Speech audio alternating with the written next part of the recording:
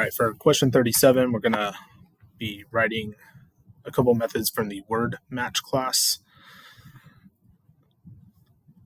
And so we have this private variable that's a secret, and we have our constructor, which they don't show us the implementation, but basically it's just going to set secret equal to the word and we pass in there. And then we are going to write for part A the score guess method. The guess parameter right here will always be bigger than 0 and less than the length of the word. So it's going to be a valid guess, basically. That's a precondition, so we don't have to worry about checking for that. We'll talk about part B in a minute. All right, so the score guess method is going to determine the score to be returned, which we're going to call score guess. And that's going to be the occurrences of secret inside the word multiplied by the square of the length of the guess. All right, these guesses can overlap. That is important. That actually makes our problem easier because we don't have to skip over sections. We can just go letter by letter, 1, 2, 3, 4. So it makes our loop a little easier to construct. All right, so this is just telling us the precondition right here. Assume that length of guess is less than or equal to the length of secret, and it's not empty. So it has at least one letter in it. So here are some examples. If we pass in the word Mississippi as our secret, and we check for I as our guess, I happens 4 times inside Mississippi. The length of I is 1, so it's 4 times 1 times 1, because we do 1 with the length squared. So that would return a 4. If we look for ISS, that happens 2 times, ISS, and then ISS. So 2 times, and then the length of ISS is 3, so it's 2 times 3 times 3. That returns 18. We have some more examples down here. So I have typed those into my main part of my program already, so we could be able to run this and check and see that we got it right here. All right, so I've implemented the constructor so that my program will work, and then here is part A, score guess. I have a dummy return in there right now, but we'll fix that after we do the rest of our code. All right, so first thing I want to do is set up a variable that's going to count how many times this guess occurs. So just an integer int. I'm going to call it C, set it equal to 0 to start out with. All right, then we're going to loop through the secret word. Okay, so we're going to do a for loop because we know exactly how many times we want it to run. We'll do int I equals 0. I is less than. All right, leave some space there, and we'll do I++. Because our loop is, because we can overlap on what we're checking, we can go just letter by letter, plus. We don't have to do plus equals 2 or 3 or 4, something like that. All right, so this part I left blank. This is the tricky part of this problem. Okay, where do we know when to stop? All right, well, if our guess is just a single letter, we can just stop at secret.length and be done. But if your guess is more than one letter, if you stop at secret.length, which is the last character, then you're checking 2 or 3 characters past that, and that's a problem. Okay, so we need to actually stop the length of our guess early. Okay, so you still are going to use secret.length, but then we're going to subtract from that our guess length. Okay, so if secret is Mississippi, all right, let me go back here. All right, if our secret is Mississippi, and I'm checking for ISS number 3 or number 2 here, okay, then I want to stop at 0, 1, 2, 3, 4, 5, 6, 7, 8. So I want to stop at 8 because I can check 2 past that. Okay, so Mississippi is 1, 2, 3, 4, 5, 6, 7, 8, 9, 10, 11. Minus 3 is 8. Okay, and so since I do want to stop at 8, I don't want a regular less than because that would actually stop me at 7, which is 1 too few. So let's do less than or equal to secret.length minus guess.length. All right, I'm going to delete these extra spaces. Oops, there we go. All right, so now inside here, we're checking to see if a substring of secret is equal to our guess. Okay, so if secret dot substring, and we're going to start at I. That's going to be our starting letter, and we're going to go to I plus, and then it's the length of our guess. So I plus 1 if our length is just a single letter, I plus 2 if it's 2 letters, I plus 3. So we're going to do I plus our guess dot length. Right, and then we're checking if that's equal to. Since we're doing strings, we need to make sure we use dot equals, not equal equal. And then we're checking if it's dot equals to our guess. All right, I think I have the right amount of parentheses here. Yeah, all right, that all looks good. All right, and so if it is equal, I want to count that. So that's going to be our C variable we made up here. That's our counter. So we'll do C++. All right, and then at the end, we want to return our count, how many times it happens, multiplied by the length of guess squared.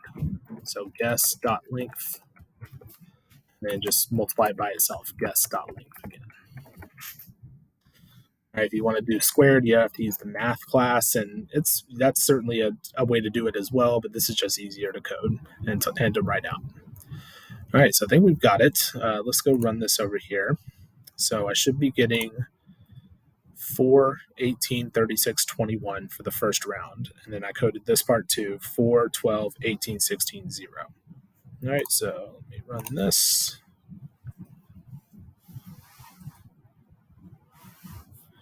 All right, so we got 4, 18, 36, 121. Perfect. 4, 12, 18, 16, 0.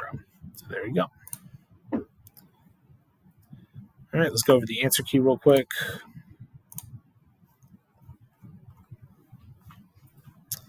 All right, so for part A, we get 1 point for comparing guess to a substring of secret. Okay, so it doesn't have to be the correct substring, but comparing a substring to guess. So we got that. Uses a substring of secret with the correct length for comparison. So that's where you have to have the I to I plus guess.length. That part has to be right to get that. Loops through all the necessary substrings with no bounds errors. So if you just gone to I equals 0 to I less than secret.length and you did not consider subtracting guess.length, you would lose that point there. Counts number of identified occurrences of guess within secret in the context of a condition involving both secret and guess. So you have to have a counter variable, and it has to be inside like an if that uses both secret and guess inside the condition. So we have that there, and calculates and returns the correct final score with the algorithm there. We got some things of like, what will they not earn a point if you initialize count incorrectly or did not initialize it, if you did not use a loop, if you did not compare guess to secret, if you count the same matching substring more than once, use a change or incorrect guess length when computing the score. All right, so that's this return statement here. We're returning the correct thing. Here's the canonical solution, which I believe is identical to mine. They used count instead of C. But yeah, everything else matches up with that.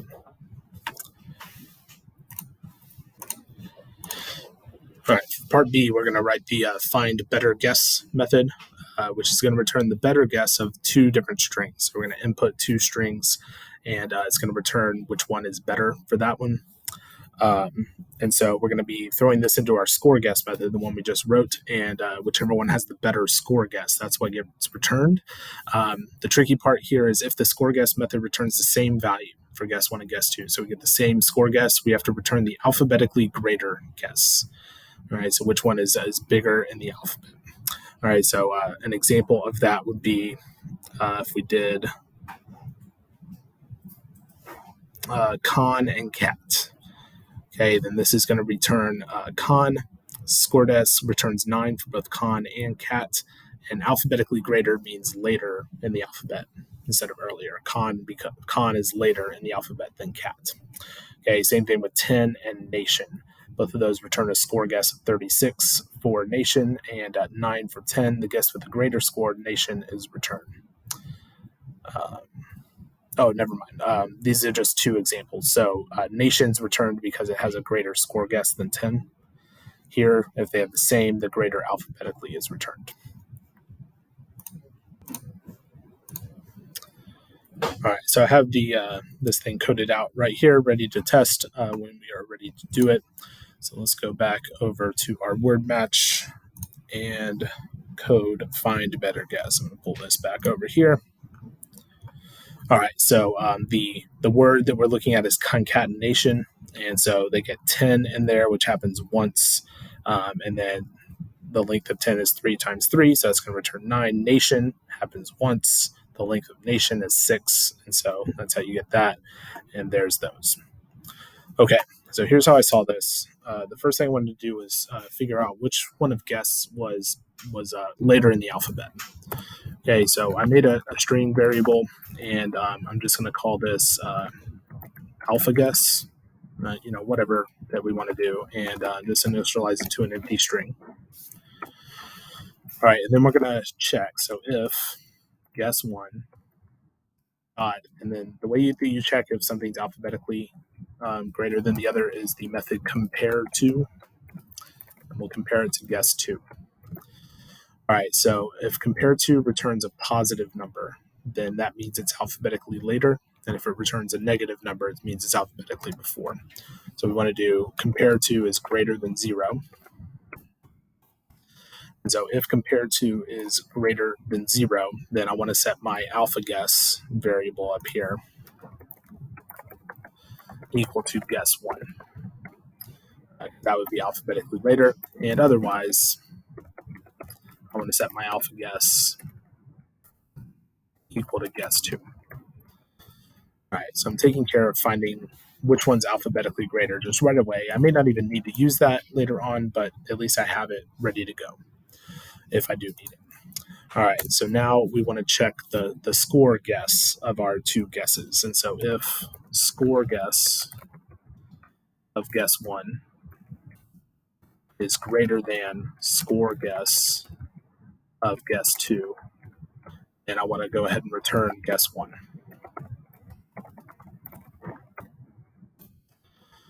All right, and then we'll check the opposite version of that. So if score guess of guess 2 is greater than score guess of guess 1, then I want to go ahead and return guess 2. All right, and if neither one of those things are true, then that's where I want to return my alpha guess, which one was alphabetically greater. So I don't need an if for this one because this is only going to happen if neither of these two ifs execute. Remember, when it hits a return, that stops our method, and it returns, and it doesn't read anything else after it returns something. Okay, so if the first one gets returned, nothing else below that happens. If the second one gets returned, nothing below that will happen. Well, if neither one of those things happen, that's where I'm going to hit this last return.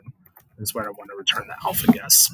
All right, so we should be able to run this now with this over here. And we want to get, I did all of these. So I'm going to show a value of 9, 36, and then nation, and then 9, 9, and con, if it runs correctly. So let's see what we do here.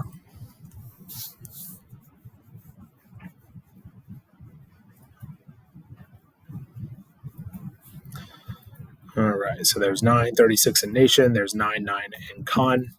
All right, my code looked a little different. Here it is one more time than the canonical solution, but we did everything in there. So here's the canonical version. All right, so they have the if score guess 1, 2, and then 2 and 1. So that's all good. And then they just did a compare to right here in the if statement and returned guess 1. And then if none of those happen, they return guess 2. I chose to make a new variable and do my compare to equal to that variable and then just return that variable at the end. So slight difference, but it's all in there.